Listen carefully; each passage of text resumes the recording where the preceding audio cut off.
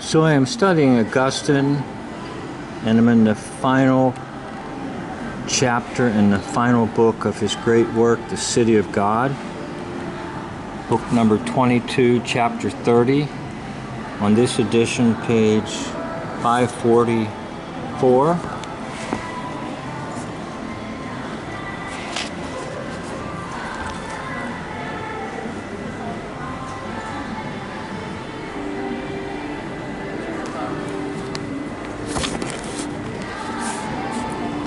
Augustine is dividing all of history up into 7 ages of world history.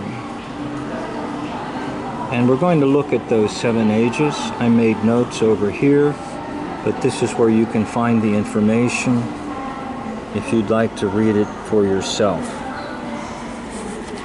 The 7 ages are related to the 7 days in Genesis. That day 1, or age number 1, is Adam to the flood, consisting of 10 generations. From the flood to Abraham, consisting of 10 generations. From Abraham, now these next 3 he gets from the Gospel of Matthew, the genealogy of Jesus. The next generation, or next age, is from Abraham to David, paralleling day number 3 in creation story. And that would be 14 generations.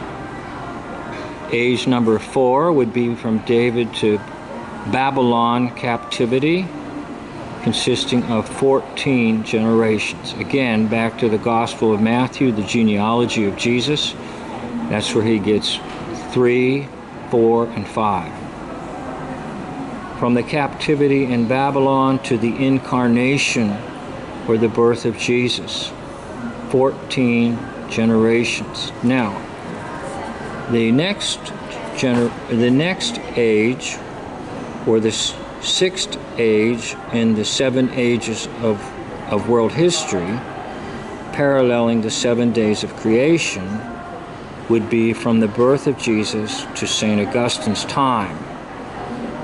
And Augustine lived from about 354 AD, his birth, to 430 AD, with the fall of Rome being approximately 410 AD. Now what that means is Augustine is saying in his time with this book, he's saying we're now almost ready for the 7th age, and that would be the Sabbath rest, the eternal rest, eternity coming, the end of temporal time, and the beginning of eternal time.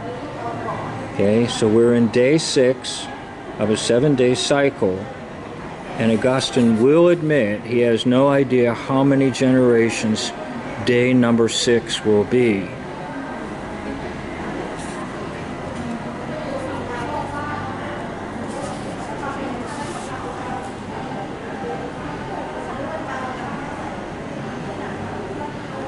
The 6th is the one in which we now are. It is an age not to be measured by any precise number of generations, since we are told, "It is not for you to know the times or the dates which the Father has fixed by his own authority." That's quoting Jesus. After this day, God will rest on the 7th day, in the sense that God will make us who we are to be a 7th day rest in him. To be this 7th day rest in him. In other words,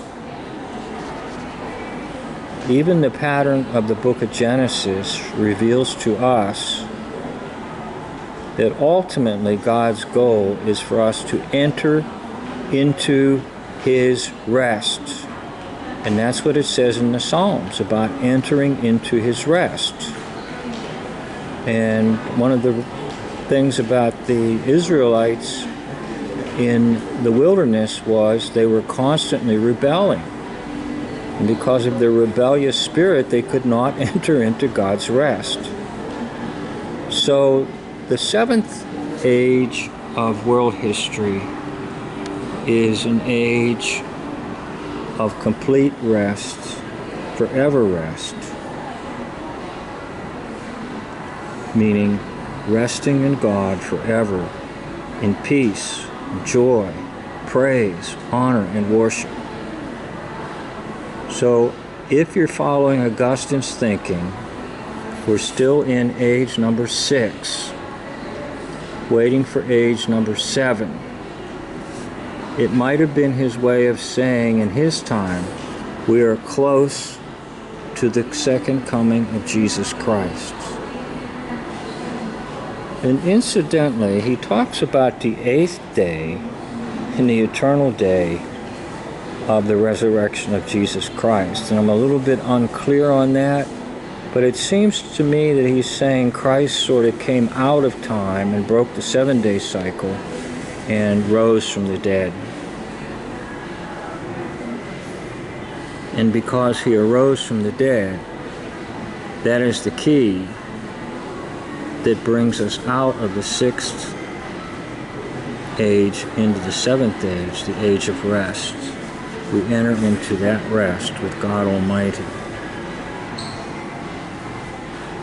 I found it interesting, and I just wanted to share it with all of you, if you have any interest in it whatsoever. Thank you for watching. End of video.